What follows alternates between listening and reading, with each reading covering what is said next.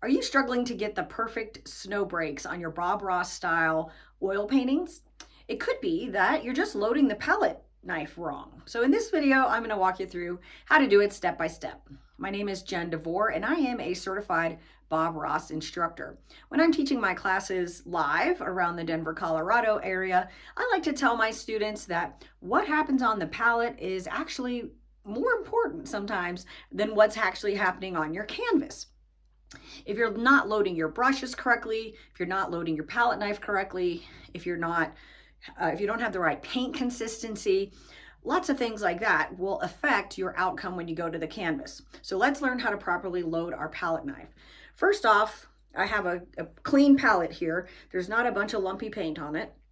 And I just have about a Hershey Kiss size of titanium white, which is what you would typically use to do your snow break. So we're going to use this as an example. So first off, I've got a number 10 painting knife or palette knife from Bob Ross Company. And I'm going to take my palette knife at basically a 45-degree angle. And I'm just going to push that titanium white really, really flat onto my palette.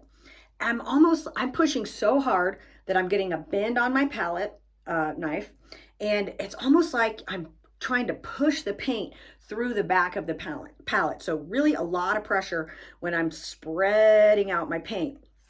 So next, what I'm looking for on my palette, especially when I'm doing snow or like a birch tree, that textured bark look on a tree, I want to actually see the pattern of the snow in the actual paint on the palette. So if you look really closely, you can see that the paint is actually starting to break on the palette already.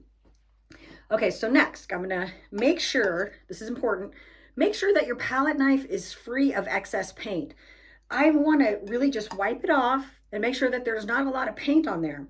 And the reason for that is because if there's a lot of excess paint on my palette knife, it's harder for me to see how much I'm actually loading. So I want to make sure that there's no excess palette or paint on my palette knife. Next, I'm going to take the palette knife and I'm holding it at a 45-degree angle. And I'm going to go from the top left to the bottom right because I'm right-handed. If you're left-handed, you might do it the opposite direction. But I'm going to go from the top left to the top right, and I'm going to cut across in the area of the paint that has that snow-like or bark-like texture on it already. So left to right, I'm going all the way across. And now when I look at my palette knife, I can see that I've got the perfect little roll of paint.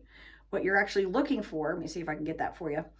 What you're actually looking for is about a spaghetti noodle size of paint. Now, when I go to approach my canvas, I know and can be confident that I've got the right amount of paint.